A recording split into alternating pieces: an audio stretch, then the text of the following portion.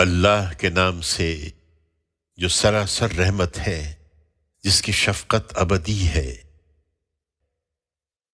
اور جب تم عورتوں کو طلاق دو اور وہ اپنی عدت پوری کر لیں تو اب اس میں مانع نہ ہو کہ وہ اپنے ہونے والے شوہروں سے نکاح کر لیں جب وہ دستور کے مطابق آپس میں معاملہ کرنے کے لیے راضی ہو جائیں۔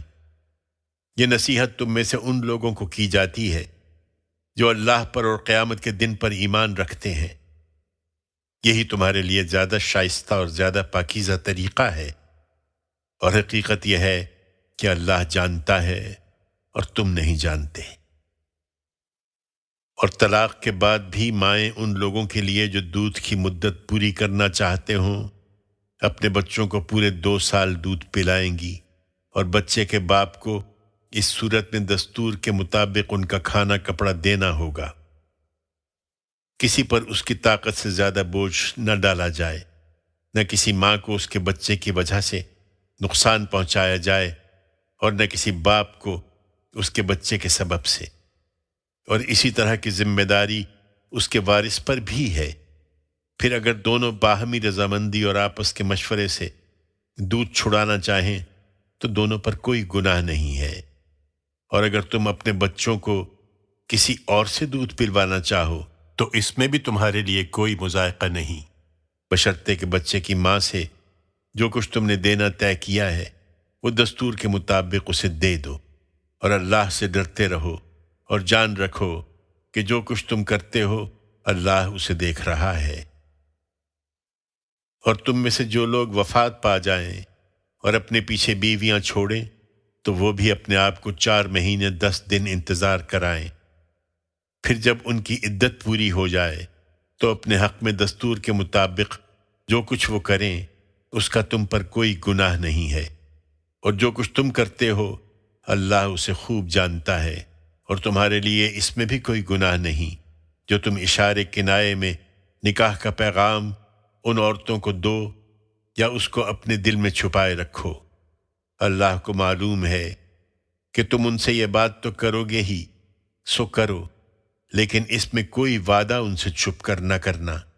ہاں، دستور کے مطابق کوئی بات البتہ کہہ سکتے ہو، اور نکاح کی گرہ اس وقت تک نہ باندھو جب تک قانون اپنی مدت پوری نہ کر لے، اور جان رکھو کہ اللہ جانتا ہے جو کچھ تمہارے دلوں میں ہے، اس لیے اس سے ڈرو، اور جان رکھو کہ اللہ بخشنے والا ہے، وہ بڑا بردبار ہے۔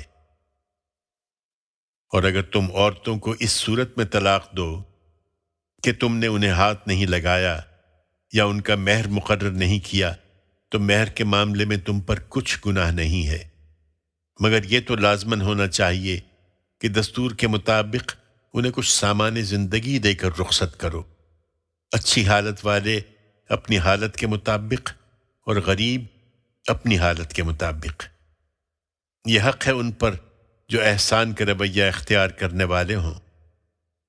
لیکن تم نے اگر طلاق تو انہیں ہاتھ لگانے سے پہلے دی مگر ان کا مہر مقرر کر چکے ہو تو مقررہ مہر کا نصف انہیں دینا ہوگا، الا یہ کہ وہ اپنا حق چھوڑ دیں یا وہ چھوڑ دے جس کے ہاتھ میں نکاح کی گرہ ہے۔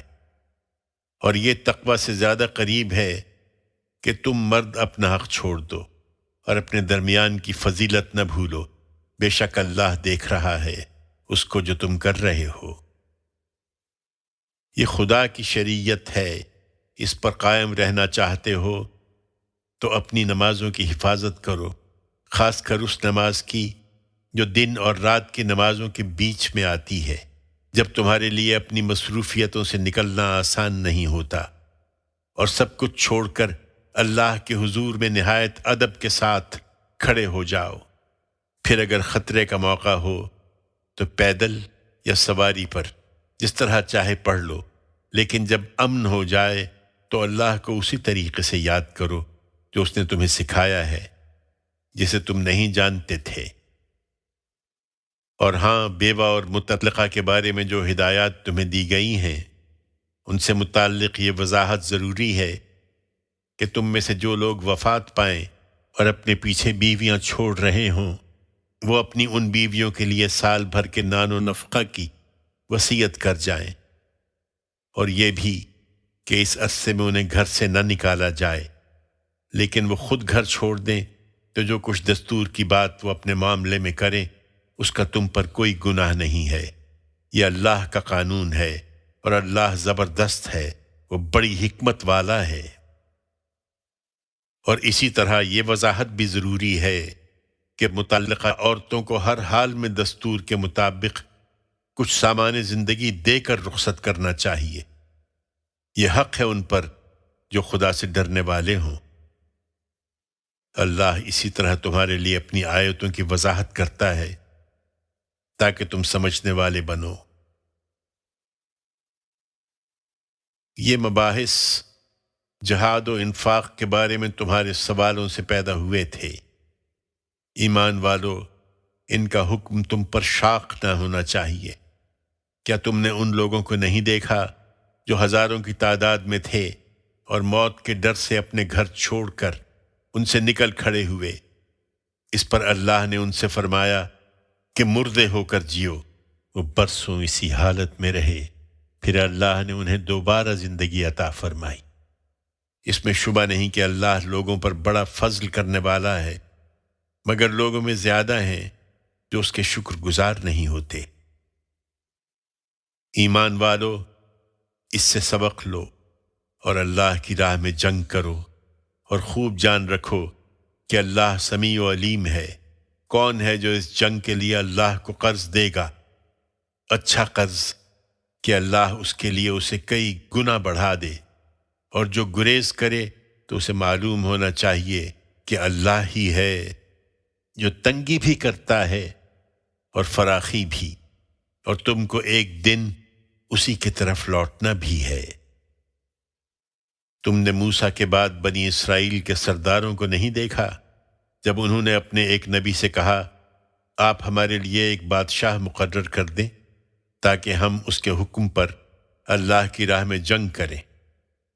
اس پر نبی نے کہا ایسا نہ ہو کہ تم پر جہاد فرض کیا جائے اور پھر تم جہاد نہ کرو۔ وہ بولے ہم کیوں اللہ کی راہ میں جہاد نہ کریں گے جبکہ ہمیں ہمارے گھروں اور ہمارے بچوں سے دور نکال دیا گیا ہے؟ لیکن ہوا یہی کہ جب ان پر جہاد فرض کیا گیا تو ان میں سے تھوڑے سے لوگوں کو چھوڑ کر باقی سب پھر گئے، اور حقیقت یہ ہے کہ اللہ ان ظالموں سے خوب واقف تھا۔ اور ان کے اس مطالبے پر ان کے نبی نے انہیں بتایا کہ اللہ نے طالوت کو تمہارے لیے بادشاہ مقرر کر دیا ہے۔ بولے اس کی بادشاہی ہم پر کس طرح ہو سکتی ہے جبکہ ہم اس بادشاہی کے اس سے زیادہ حقدار ہیں، اور وہ کوئی دولت مند آدمی بھی نہیں ہے۔